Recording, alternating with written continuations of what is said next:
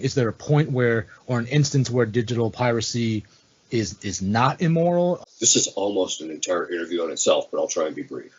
Okay. Because I think it boils down to this. Historically, intellectual property was always considered the property, or considered the heritage of the whole of humanity. So once a guy, this is what I'm talking about in the medieval period. So once a guy discovered some methodology of some form of technology, the only way he could make money was by selling his own stuff, where he made it with that. But he couldn't patent it or copyright it or things like that. All he could do is produce his own stuff, and that's how he would actually make money.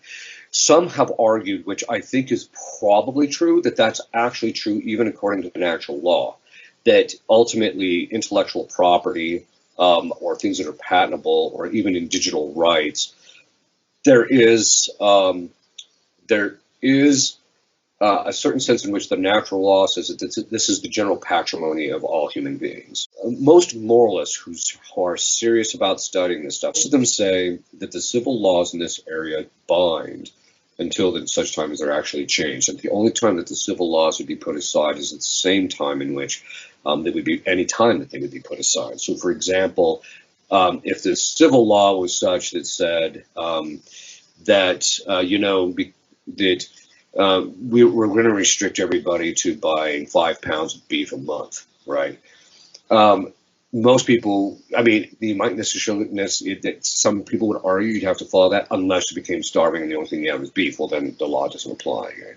So if there's a civil law that basically goes contrary to something that's necessary, or that for you or even for society to some degree, then it can't bind. So I would basically argue myself that at least initially, that the digital rights laws, you should obey them if for no other reason than to obey legitimate civil authority. I mean, we should do that for our sake, for our own virtue's sake in relationship to these things.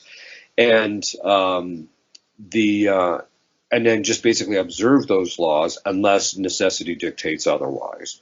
And then in that particular case, then, it says necessity has no law.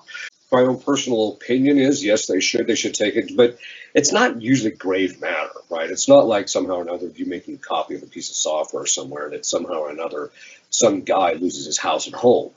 So I think it's my own personal opinion is most of those things are just venial, generally speaking.